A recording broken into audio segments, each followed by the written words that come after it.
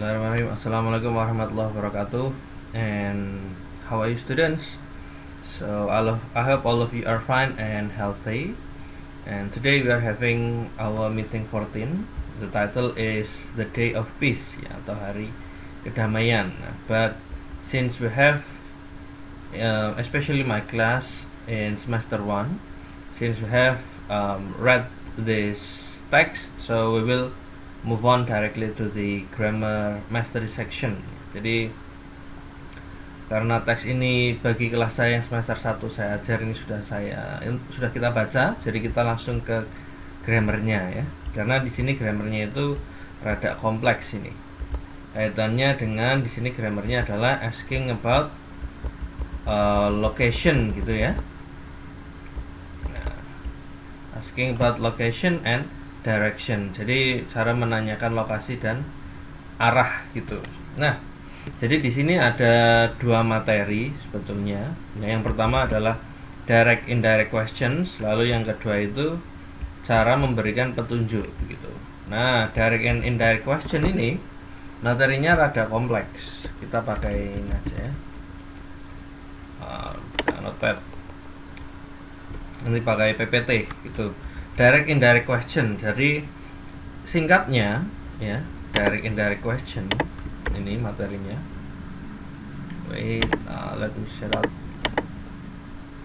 the slide.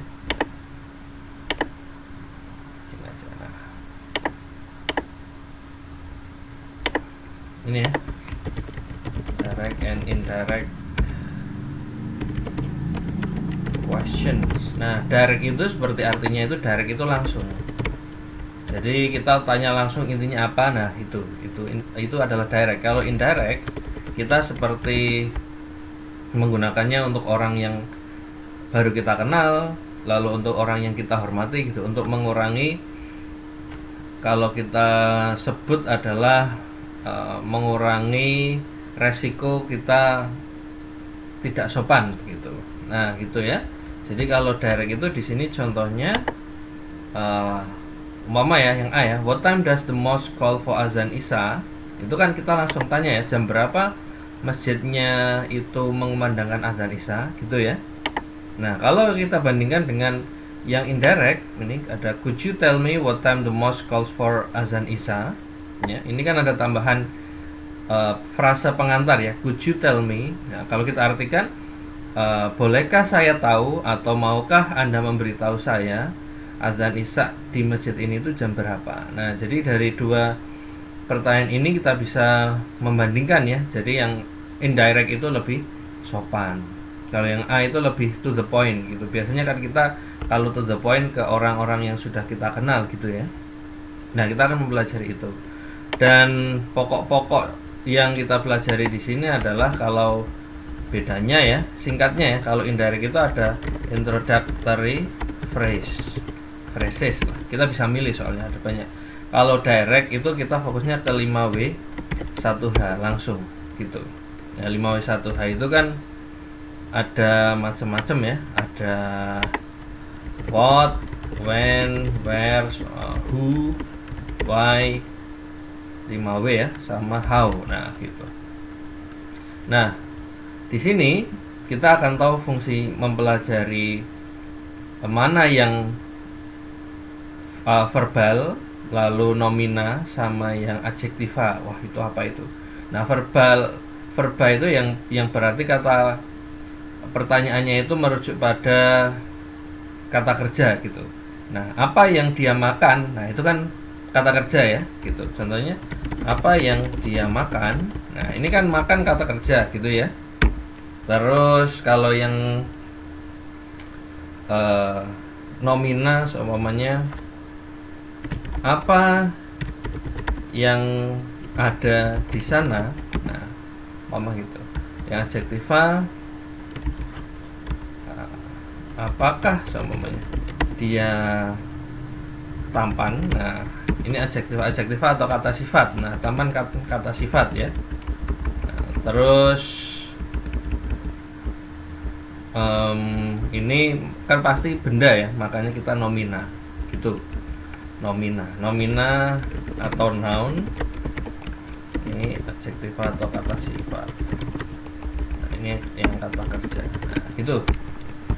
Ini strukturnya sama semua, jadi di depannya itu pasti what, when, where, who, why, sama how. Nah, tinggal belakangnya itu kayak gimana. Nah, sekarang kita lihat sini PowerPoint-nya.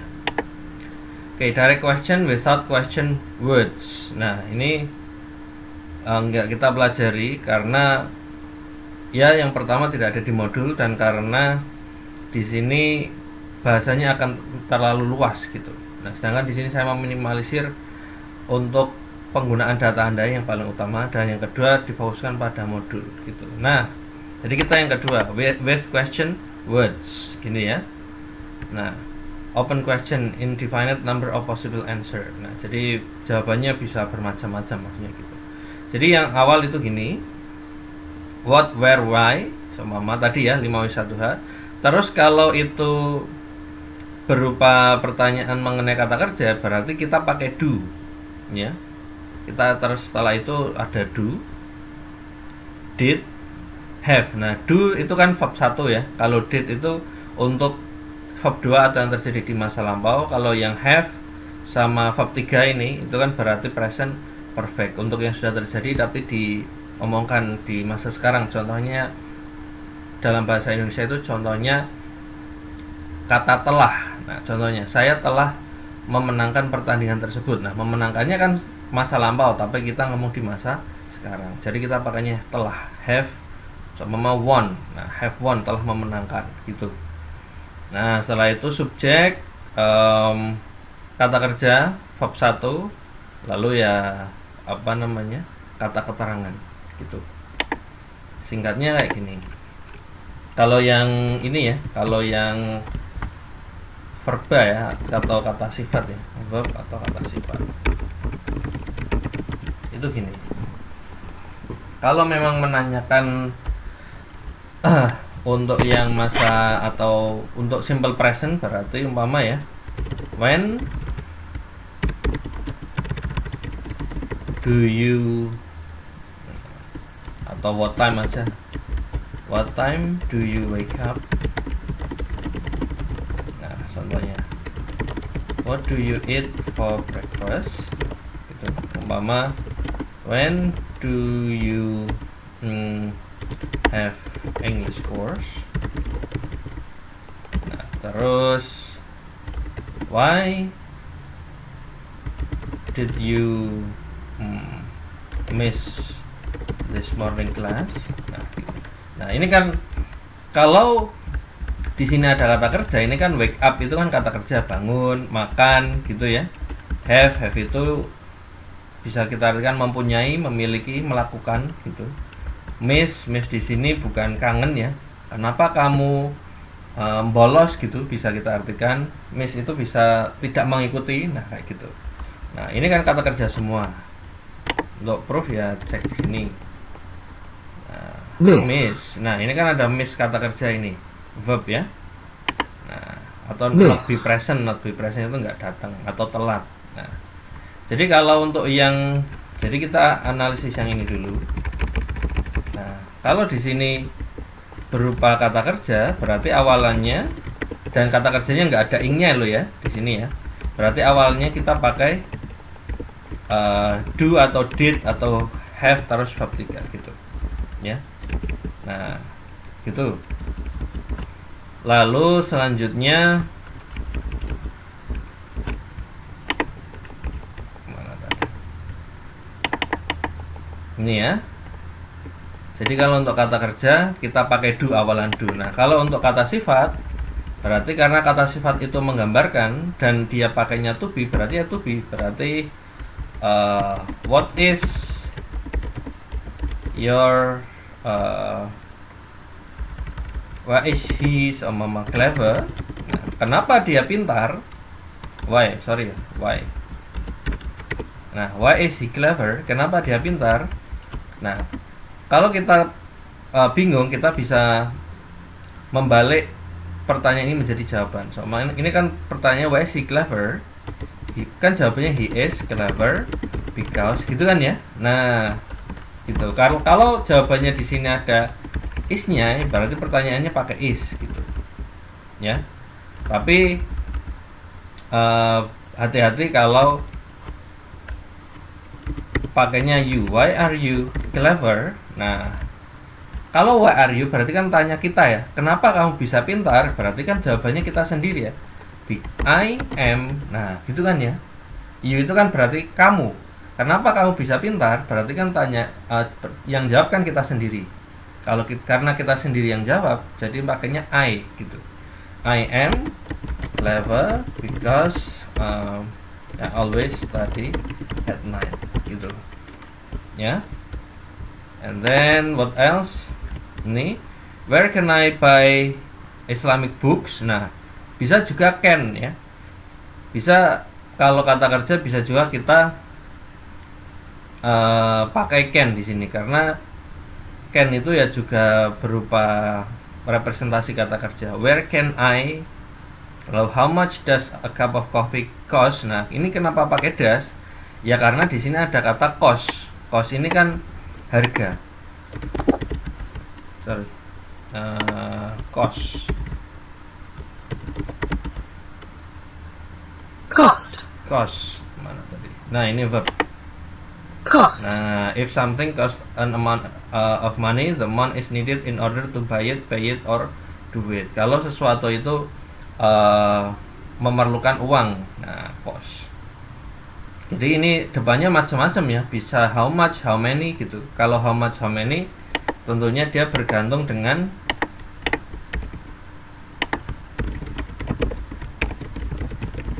ini kan bergantung dengan jenis kata bendanya. Nah, kan ada yang countable bisa dihitung, ada yang uncountable tidak bisa dihitung. Nah, tadi kalau money kebetulan kalau money itu tidak bisa dihitung gitu. Money terus bread, roti, lalu yang abstrak itu tidak bisa dihitung. Terus money, bread, and cloth, furniture, vehicle, nah, dan lain-lain. Nah, kalau yang bisa dihitung yang mudah-mudah ya, book, table, pen, pencil gitu ya. Oke, nah how itu banyak sekali ini. What bisa macam-macam di sini. How much, how often, how long, how deep ya. Intinya itu sama. Kalau apapun depannya, kalau kita mau menanyakan kata kerja, kita harus pakai do atau did atau have plus verb 3 tadi. Gitu. Contohnya how deep seumpamanya.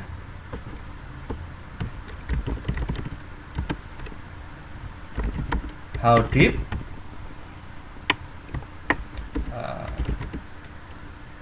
did you dive seumpamanya. Nah, seberapa dalam kamu menyelam? Nah, menyelam kan kata kerja. Makanya kita pakainya di sini did ya. Saya kasih kata keterangan biar nggak bingung. Yesterday gitu. Nah, karena kan ini kalau ada did berarti kan sudah terjadi. How deep did you dive yesterday? Nah, seberapa dalam kamu menyelam kemarin? Nah, jawabannya kan bisa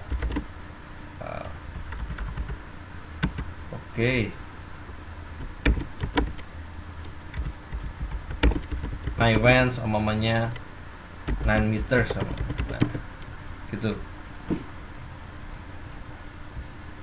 Atau kita bisa mudahnya how deep did you go yesterday? I went 9 meters sama begitu. Nah, kalau subject question ini karena nggak ada di modul kita nggak bahas, tapi subject question ini yang sering membingungkan kita gitu. Kalau yang sering kita pelajari adalah object question. Object question itu berarti yang jawabannya itu objek. So, how many books are there? Nah, ini kan jawabannya there are 2 books gitu. Nah, ini kan there subjek, are predikat, 2 books objek. Nah, jadi kan ini untuk pertanyaan untuk jawaban objek ya. Nah, kalau subjek seumpama itu adalah pertanyaan yang membutuhkan jawaban siapa yang melakukan ya, atau apa yang terjadi. Seumpamanya who cook this cake seumpama. Nah, siapa yang memasak roti ini ya, berarti kita pasti jawabannya subjek, mother atau mom cook this atau mom did gitu ya. Jadi jawabannya kan di awal, siapa yang memasak roti ini kan subjek, momnya tuh. Oke, nah ini tentang preposisi kita skip aja karena di sini bahasannya lebih simple. Ini where is the place for wudhu. Nah, ini kenapa pakai is ya, karena ini pertanyaan yang membutuhkan jawaban selain kata kerja gitu. Ini kan di mana tempat wudhu, berarti kan jawabannya adalah keterangan tempat kan ya. Nah, it's over there seumpamanya. Tentunya disesuaikan dengan kata jawabannya, kata apa namanya, kata bendanya gitu. Nah, sedangkan yang membedakan di direct dan indirect ada tambahannya gitu. Could you tell me ya, do you know, can you tell me. Nah, tapi ini banyak ini banyak materi, tapi sebetulnya intinya kayak ini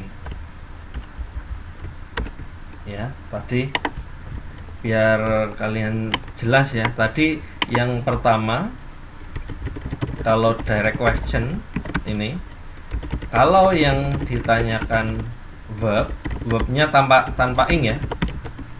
Wait, malah nge-lag ini.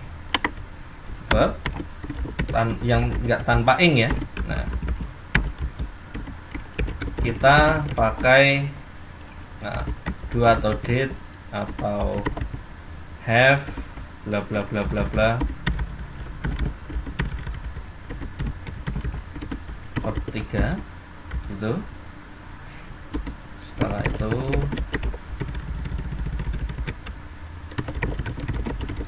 ikuti subjek plus verb 1 itu. Kalau yang do dan did ya, kalau have diikuti verb 3. Nah, kalau yang ditanyakan selain verb kita pakai to be gitu. Nah, singkatnya gitu.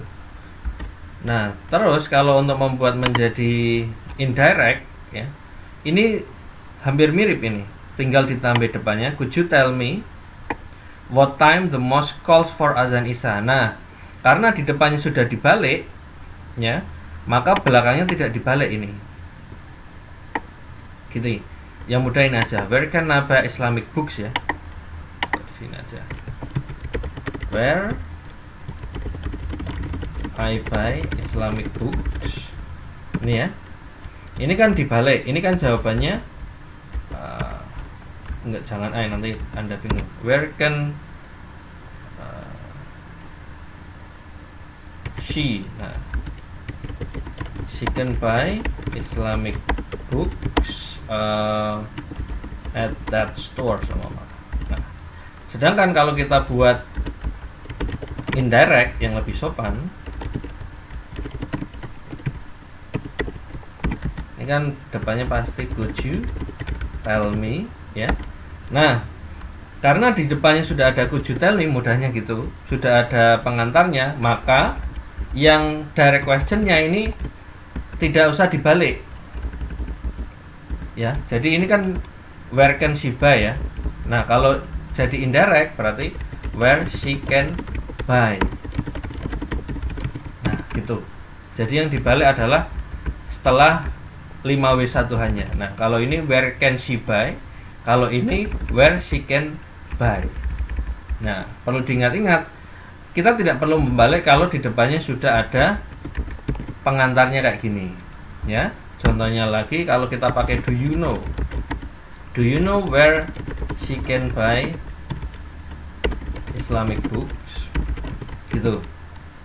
Nah, contoh lagi, what did he draw yesterday. Ini ya, contohnya kita pakai label A, ini B, ini C. A, B, ini C. Nah, kita buat menjadi indirect. Yang indirect itu banyak pilihan sebetulnya. Jadi kita lihat indirect itu nah, ini aja. Nah, seumpama, nah, do you mind if I ask you, gitu ya. Ask you, gitu. What he drew yesterday. Nah,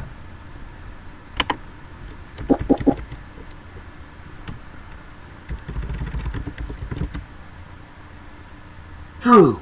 nah ini kan. Kenapa menjadi drew? Karena di atasnya itu pakainya did. Nah, did itu berarti penanda bahwa sesuatu itu sudah terjadi di masa lampau. Maka kita pakainya verb 2. Maka di sini karena did-nya hilang, ini kan did-nya hilang ya. What he drew yesterday. Nah, ini kan did-nya hilang. Nah, karena did-nya hilang, did-nya melebur ke kata kerjanya, ini menjadi kata kerja kedua. Memang ini agak complicated ya, antara perubahan direct ke indirect. Makanya saya nggak mau bahas full di sini. Nah, yang penting yang simpel-simpel dulu. Yang simpel-simpel dulu ya tadi, kalau menanyakan kata kerja nggak pakai ing ya, berarti pakainya do, did atau have plus verb 3, karena ini kaitannya dengan tenses. Ya. Jadi untuk pengerjaan ini sebetulnya Anda harus bisa tenses dulu ya. Setelah itu, kalau kita menanyakan selain verb, kita bisa pakai to be. Seperti di sini, where is the place for wudu? Ya. Ini kan bukan kata kerja ya yang ditanyakan, melainkan dia keterangan tempat. Nah, sedangkan untuk membuat direct menjadi indirect, kita tambahkan awalan ini. Ya. Kalau tadi terlalu banyak, kita pilih yang ini aja. Can you tell me? Do you know? Ya. Atau can you tell me lagi? Lalu di sininya dibalik, ya. Di sininya dibalik. Kalau di pertanyaan direct questionnya itu pakainya do atau did, ya, pokoknya menanyakan kata kerja, maka do atau does atau did-nya itu hilang, melebur ke kata kerja ini. Nah, di sini kan does ya. Ini does, ya. Karena di sini does, maka kata kerjanya wajib ditambahi s, karena ini menunjukkan bahwa subjeknya itu ada tunggal, ada satu gitu. Seperti he, she, it itu kan kata kerjanya ditambah s atau s gitu maksudnya. Ya. Kalau can ya tetap can karena dia adalah auxiliary atau modal. How much does a cup of coffee cost? How much a cup of coffee cost ini pasti. How much a cup of coffee cost? Nah, ini salah grammarnya ini penulisnya. Harusnya di sini ada kurang S.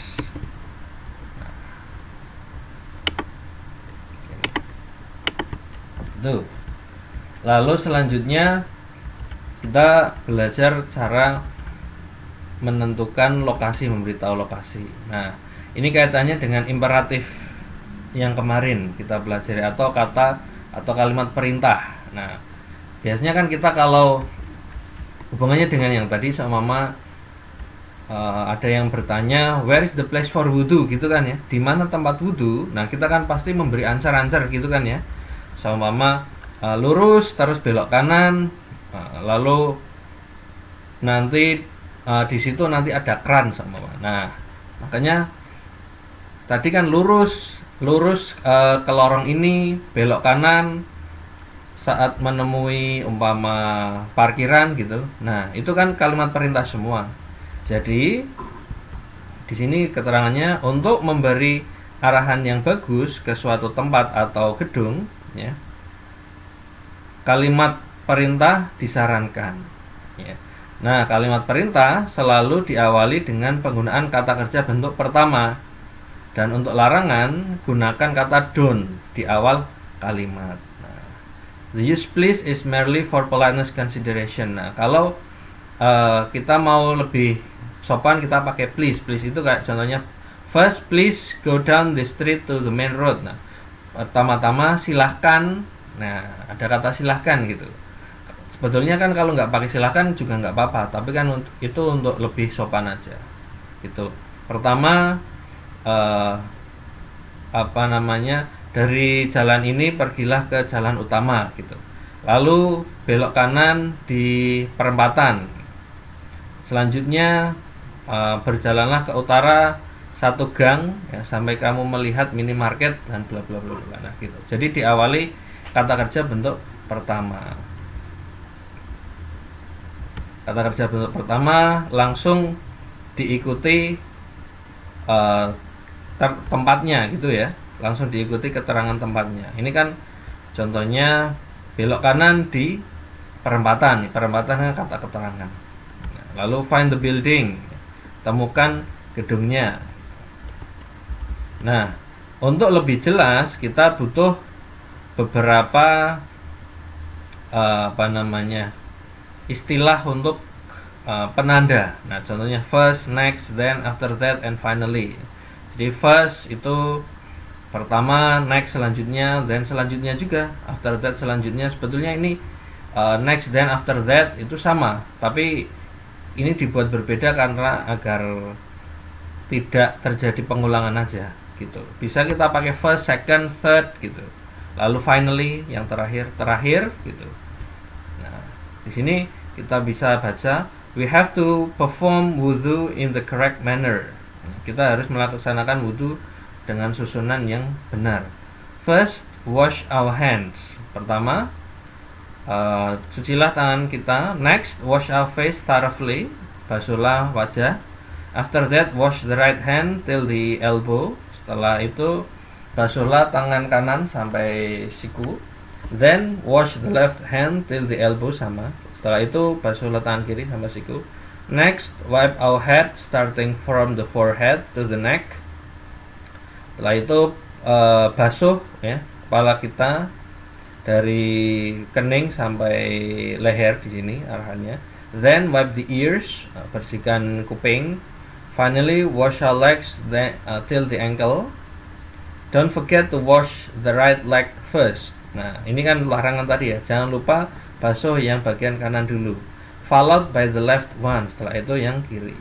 Those are parts of the body that should be washed in wudu. Nah, itu adalah bagian-bagian tubuh yang harus dibasuh saat wudu. Oke.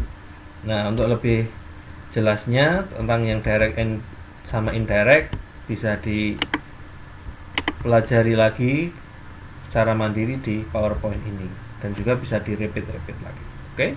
I guess that's all students. Kalau ada pertanyaan don't hesitate to ask ya. Jangan ragu untuk tanya. Insya Allah saya jawab sebisa saya agar Anda paham. And I guess that's all. Thank you and wassalamualaikum warahmatullahi wabarakatuh.